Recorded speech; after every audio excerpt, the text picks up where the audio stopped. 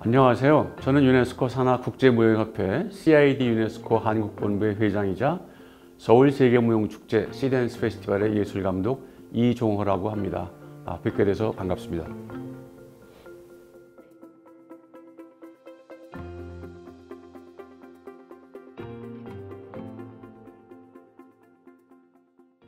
현재는 그 CID 유네스코 한국본부에서 시댄스 페스티벌을 중심으로 한국 무용의 세계 진출이라든지 공동 합작이라든지 무용 작품의 유통, 프로그래밍 그런 여러 가지 일들을 하고 있습니다.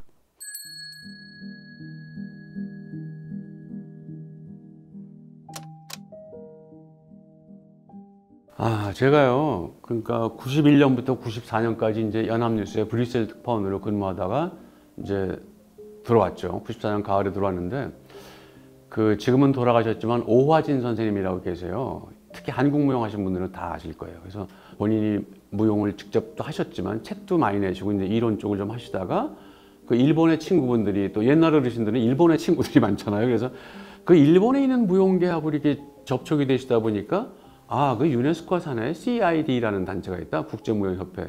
이제 CID가 요건 불어의 약자예요. Conseil International de la Danse 이렇게 하는데 영어로는 IDC라고 해서 International Dance Council이라고 해요. 그래서 국제무용협의회, 협회 이렇게 번역을 하는데 그 유네스코 산하단체가 권위도 있고 그러는데 너희 한국에도 왜 지부 좀 만들지 그래? 이제 이런 권유를 받으셨던 거예요.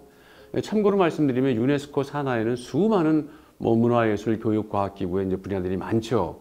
그래서 그 중에서 권위 있는 그런 단체들하고 유네스코가 공식 파트너십을 맺어요. 예를 들면 여러분 잘 문학에 관심 있으면 다 아시겠지만 그 팬클럽 같은 것은 이제 문학 분야의 대표적인 유네스코 그 파트너 중에 하나고, 예를 들면 세계 박물관 협의회 이런 기구들이 있어요. 그럼 이제 그거는 이제 박물관에 관련돼서는 유네스코가 그 단체하고 이제 같이 연구를 한다든가 캠페인을 한다든가 이제 이런 식이죠. 그 공연예술 쪽에는 대표적으로 뭐가 있냐면 1948년에 생긴 ITI, 이 인터내셔널 티어터 인스티튜트라고 하는데 요거 우리 한국에서는 국제극예술협회라고 번역을 해요. 근데 우리나라에는 한 70년대쯤에 한국 지부가 생긴 걸로 기억을 하는데 그 안에 이제 연극분과 무용분과 다 있는 거죠. 그랬는데 유네스코에서 그 ITI가 있기는 있지만 무용만 전문으로 하는 그런 민간기구 없나 하고 찾다가 그게 아니라 유네스코에서 먼저 유럽의 무용인들을 중심으로 좀 만들면 어때라고 먼저 권유를 했어요.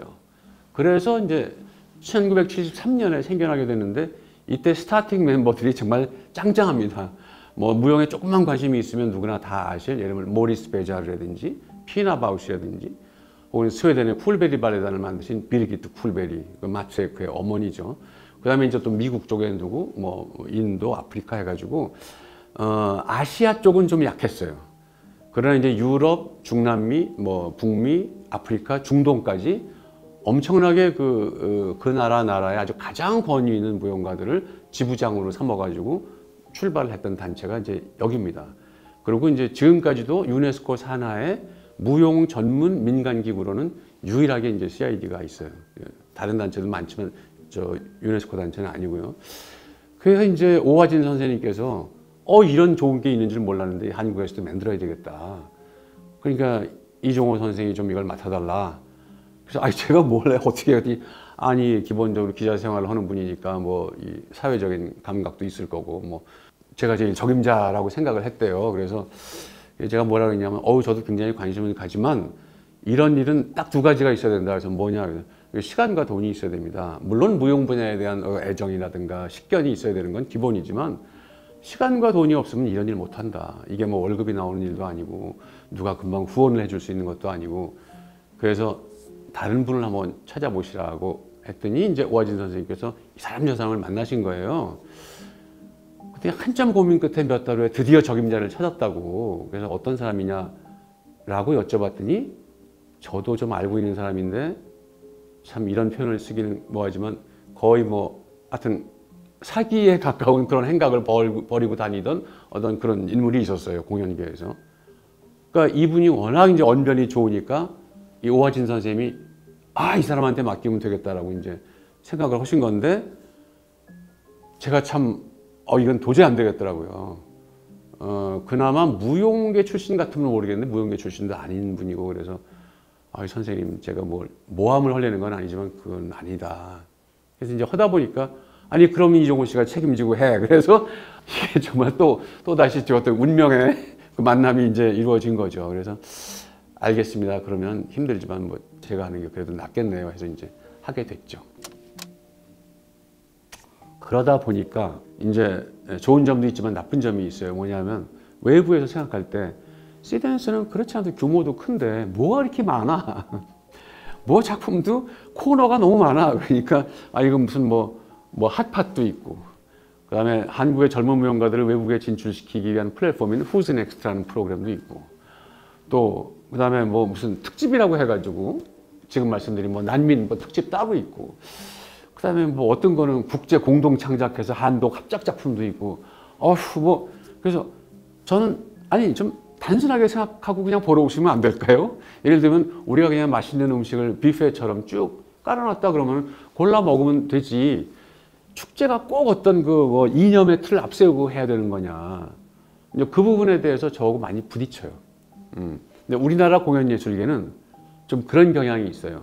그러니까 일부 언제 때부터인지 저도 잘 모르겠지만 공연계의 일부 어떤 이론가들과 기획자들 중에서 공부를 많이 물론 하셨겠지만 공연은 이렇게 가야 된다. 뭐 예를 들면 뭐 페미니즘이나 뭐 기후 변화 같은 거는 무조건 어떻게 우리가 뭐 이렇게 따라가야 된다라든지 뭐 이런 문제는 이렇게 취급해야 되는지 그다음에 뭐 무용에 있어서는 이른바 이제 개념 무용이라고 하는데요. 컨셉추얼 댄스라고 뭐 프랑스에서 온 뭐 농당스 그런 말도 쓰고 그러는데 그게 이제 트렌드니까 그걸 따라가야 된다라는 도움은 되지만 좀 가려 들어야 할 어떤 그런 이론과 주장들이 조금 많이 난무하고 있는 것 같아요. 제가 솔직히 공부를 하지 않은 사람이라서 반론을 제기하지는 못하지만 그 여러 가지가 다 필요한데 그래서 예를 들면 이 축제는 이런 트렌드로만 가야 돼. 이 축제는 이런 성향의 작품만 보여줘 하는 것은 그 축제의 개성을 살리기에도 굉장히 좋고 홍보하기에도 좋고 너무 좋지만 그러나 즐거운 뷔페 같은 축제는 있으면 왜 안 돼?